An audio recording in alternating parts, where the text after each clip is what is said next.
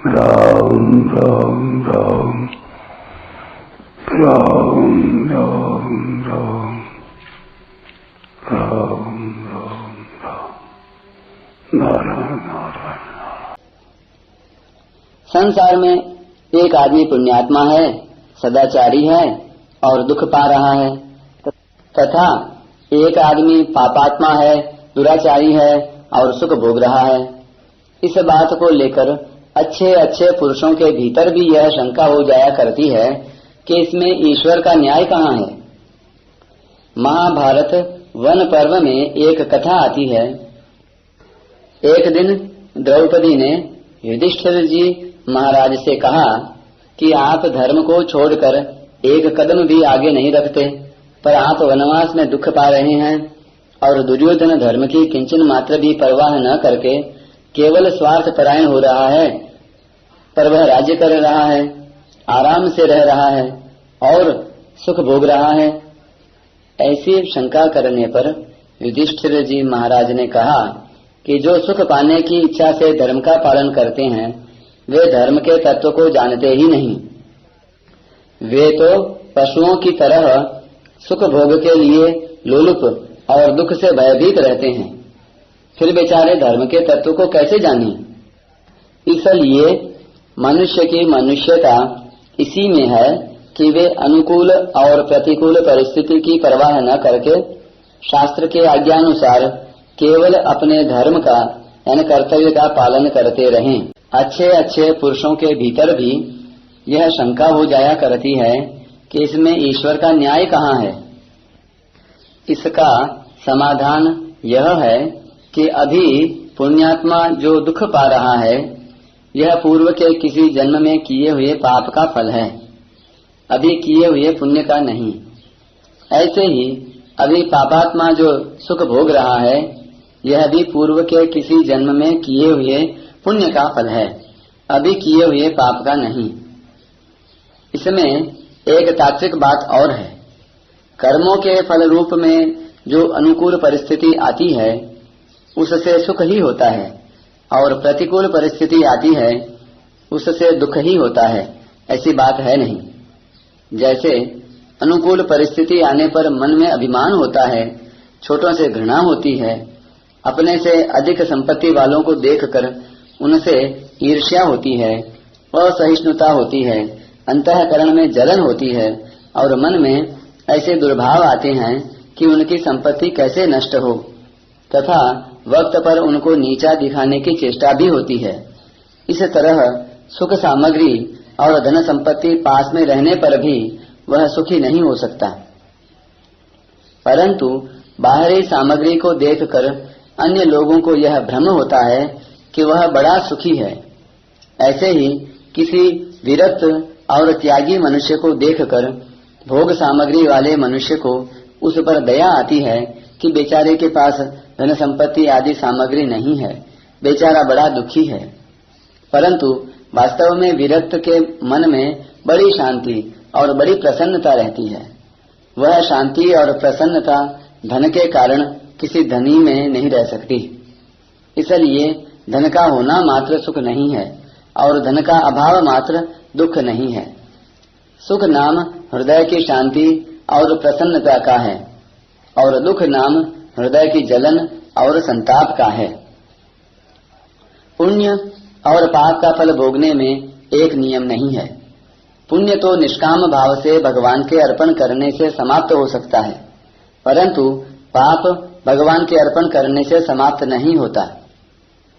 पाप का फल तो भोगना ही पड़ता है, क्योंकि भगवान की आज्ञा के विरुद्ध किए हुए कर्म भगवान के अर्पण कैसे हो सकते हैं, और अर्पण करने वाला भी भगवान के विरुद्ध कर्मों को भगवान के अर्पण कैसे कर सकता है।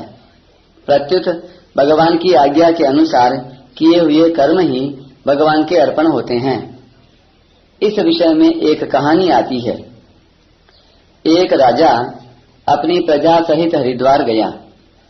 उसके साथ में सब तरह के लोग थे। उनमें एक चमार भी था। उस चमार ने सोचा कि ये बनिए लोग बड़े चतुर होते हैं, ये अपनी बुद्धिमानी से धनी बन गए हैं।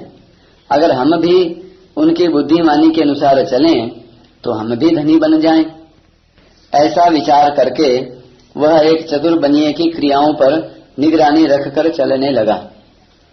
जब हरिद्वार के ब्रह्म कुंड में पंडा दान पुण्य का संकल्प कराने लगा, तब उस बनिए ने कहा, मैंने अमुक ब्राह्मण को 100 रुपए उधार दिए थे, आज मैं उनको दान रूप में श्री कृष्णार्पण करता हूँ।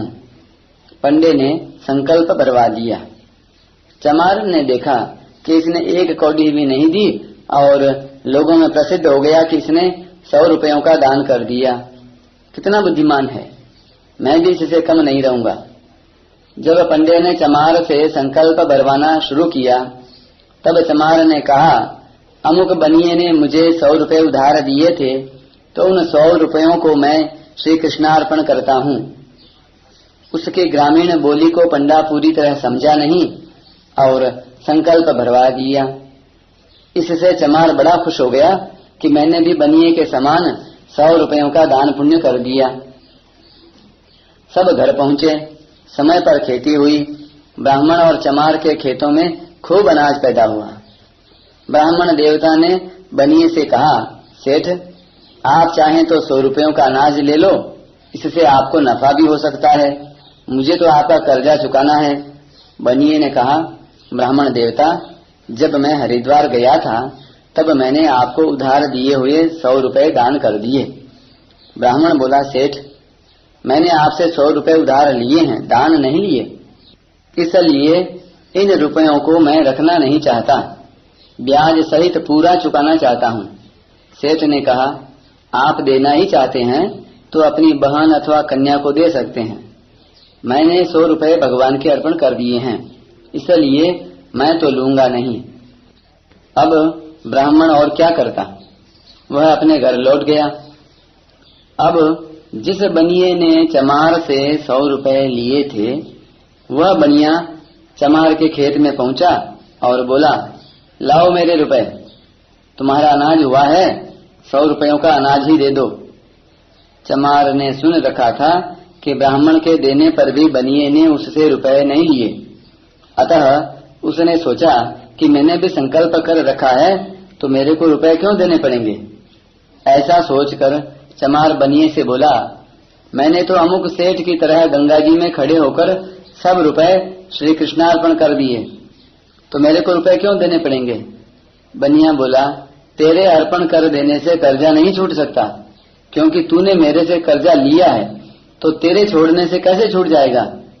मैं तो अपने 100 रुपए ब्याज सहित पूरे लूंगा, लाओ मेरे रुपए। ऐसा कहकर उसने चमार से अपने रुपयों का अनाज ले लिया। इस कहानी से यह सिद्ध होता है कि हमारे पर दूसरों का जो कर्जा है वह हमारे छोड़ने से नहीं छूट सकता।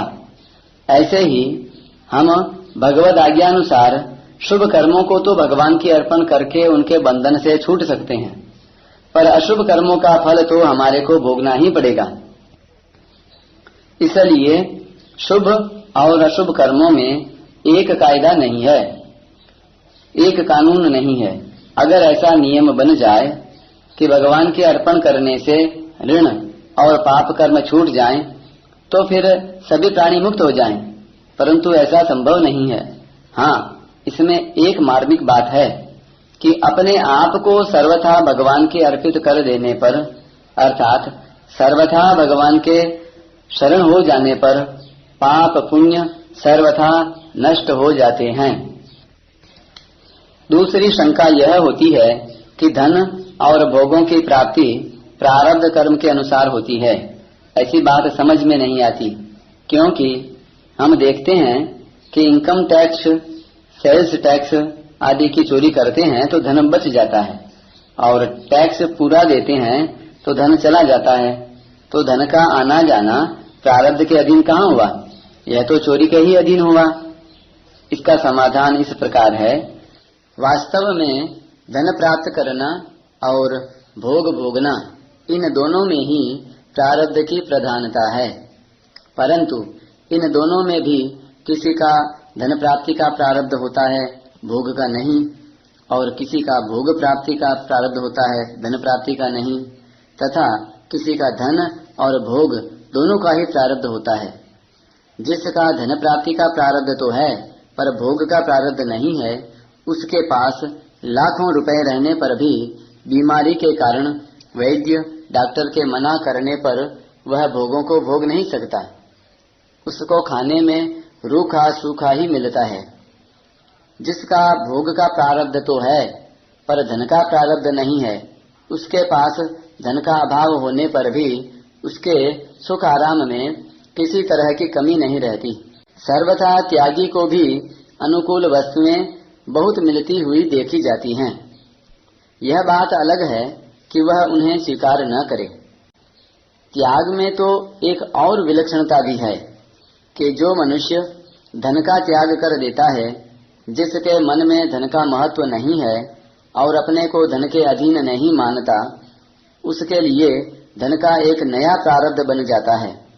कारण कि त्याग भी एक बड़ा भारी पुण्य है, जिससे तत्काल एक नया प्रारब्ध बनता है। धान नहीं धीनो नहीं, नहीं रुपयो रोक, जीवन बैठे रामदास, आन मिले सब थोक। उसको किसी की दया से, मित्रता से, काम धंधा मिल जाने से प्रारब्ध के अनुसार जीवन निर्वाह की सामग्री मिलती रहती है। अगर धन का प्रारब्ध नहीं है तो चोरी करने पर भी धन नहीं मिलेगा। प्रत्युत चोरी किसी प्रकार से प्रकट हो जाएगी तो बचा हुआ धन भी चला जाएगा तथा दंड और मिलेगा। यहाँ दंड मिले या न मिले, पर परलोक में तो दंड जरूर मिलेगा, उससे वह बच नहीं सकेगा। अगर प्रारब्धवश चोरी करने से धन मिल भी जाए तो भी उस धन का उपभोग नहीं हो सकेगा।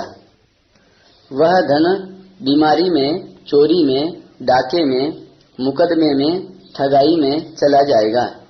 तात्पर्य यह है कि वह धन जितने दिन टिकने वाला है उतने ही दिन टिकेगा और फिर नष्ट हो जाएगा।